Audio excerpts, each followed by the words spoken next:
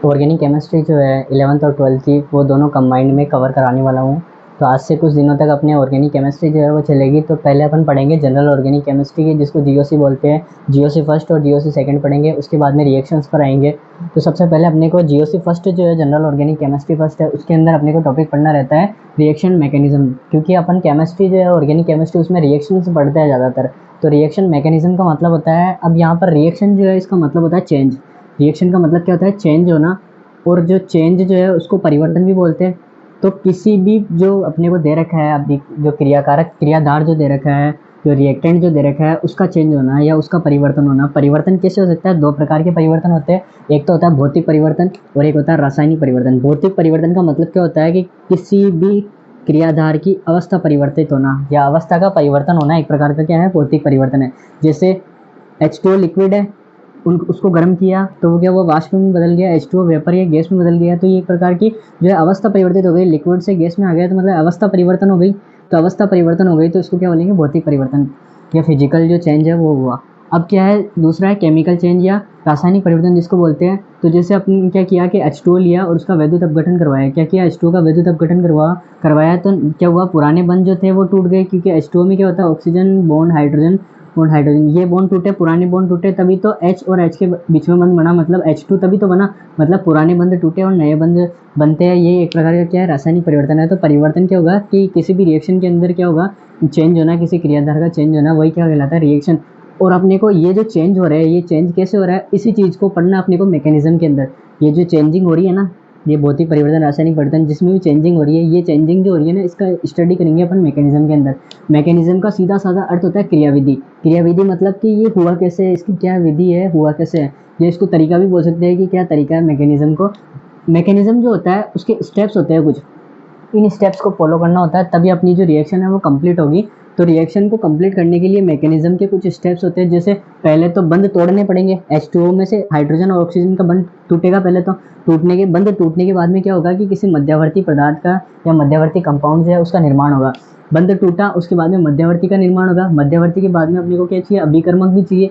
अभिकर्मक के बाद में कुछ प्रभाव जो है वो लगेंगे रिएक्शन के अंदर, मैकेनिज्म के अंदर कुछ प्रभाव लगेंगे। तो उसके बाद में रिएक्शन कंप्लीट होगी। तो ये प्रभाव कौन कौन से पढ़ेंगे अपन? प्रेरणिक प्रभाव पढ़ेंगे, अनुनाद पढ़ेंगे, अतिसंयुग्मन पढ़ेंगे, इलेक्ट्रोमैग्नेटिक प्रभाव पढ़ेंगे। तो इनको इंग्लिश में क्या बोलते हैं? प्रेरणिक प्रभाव को इंडक्टिव इफेक्ट बोलते हैं, और अनुनाद को रेजोनेंस बोलते हैं, अतिसंयुग्मन को हाइपर कॉन्जुगेशन, और इलेक्ट्रोमैग्नेटिक को इलेक्ट्रोमैग्नेटिक बोलते हैं। तो ये अपने को कुछ, ये जो मैकेनिज्म के अंदर ये सारे स्टेप अपने को पढ़ने हैं एक एक करके। और उसके बाद में अपन जो है किसी भी रिएक्शन को करने के लिए काबिल होंगे या रिएक्शन को कंप्लीट कर सकते हैं। तो सबसे पहले अपन इन सब चीज़ों के बारे में स्टडी करेंगे। तो अपनी क्या है, ऑर्गेनिक केमिस्ट्री स्टार्ट होगी तो आपको मेरे चैनल पर प्लेलिस्ट में जाना है, और ऑर्गेनिक केमिस्ट्री के नाम से प्लेलिस्ट बनी हुई है। तो उसके अंदर जाकर के आप एक एक चीज़ का सिस्टमेटिक वैसे जो है आप स्टडी कर पाएंगे। लेकिन अपने को ध्यान रखना है कि अगर ऑर्गेनिक केमिस्ट्री को मजबूत बनाना है तो उससे पहले अपने को जीओसी जो है, जनरल ऑर्गेनिक केमिस्ट्री, जीओसी जो है ये आना बहुत ज़रूरी है। ये अगर जनरल ऑर्गेनिक केमिस्ट्री जिसके समझ में आ गई तो वो आराम से रिएक्शन कर लेगा। बंध विदलन या बॉन्ड डिसोसिएशन।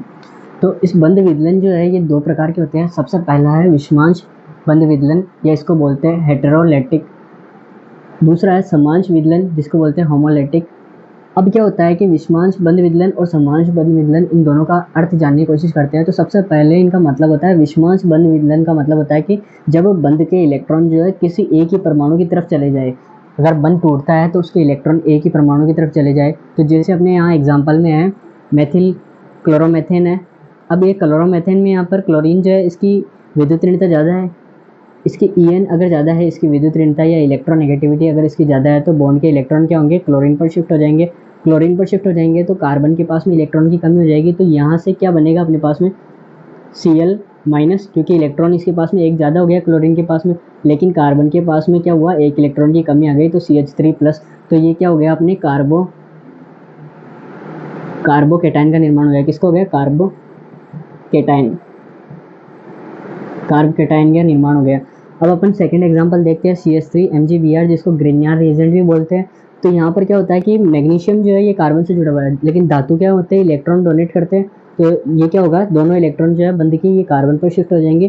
तो यहाँ से क्या बनेगा? MgBr। मैग्नीशियम के पास में इलेक्ट्रॉन की कमी तो पॉजिटिव, लेकिन कार्बन जो है उसके पास में इलेक्ट्रॉन की जो अधिकता हो गई, इसलिए कार्बन नेगेटिव। तो यहाँ से क्या बनेगा? Carb A9. अब सेकंड अपन देखते हैं समांश बंध विदलन। समांश का मतलब होता है समान भागों में। तो जब बंध के इलेक्ट्रॉन जो है, दोनों इलेक्ट्रॉन बंध के इलेक्ट्रॉन जो है दोनों परमाणुओं पर समान रूप से वितरित होते हैं, तो उसी को क्या बोलते हैं, समांश बंध विदलन। बंध विदलन क्या बोलेंगे उसको, समांश बंध विदलन बोलेंगे। जब बंध के दोनों इलेक्ट्रॉन जो है दोनों परमाणुओं पर समान रूप से वितरित होते हैं, तो उसी को क्या बोलते हैं, समांश बंध विदलन या होमोलैटिक। जैसे यहाँ पर क्लोरीन जो है, दोनों क्लोरीन है, Cl2 जिसको बोलते हैं डाइक्लोरीन। लेकिन क्या होगा कि दोनों की जो इलेक्ट्रोनेगेटिविटी है वो सेम है, तो एक इलेक्ट्रॉन इसके पास शिफ्ट हो जाएगा और एक इलेक्ट्रॉन इसके पास। यहाँ से क्या बनेंगे, 2Cl डॉट। ये डॉट का मतलब होता है फ्री रेडिकल। क्लोरीन के पास एक जो है इलेक्ट्रॉन बंद बनाने के लिए फ्री है, तो इसको फ्री रेडिकल बोलते हैं।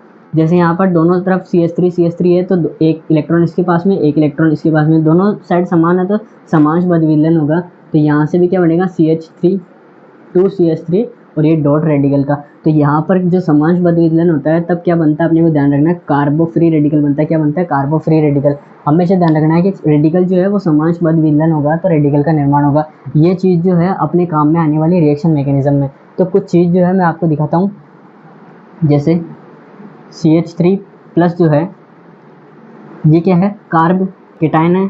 इसकी स्ट्रक्चर कैसे बनेगी, हाइड्रोजन हाइड्रोजन और ये भी हाइड्रोजन, 3 हाइड्रोजन हो गए और एक पॉजिटिव चार्ज हो गया। क्या हुआ, 3 हाइड्रोजन हो गए और एक पॉजिटिव चार्ज हो गया।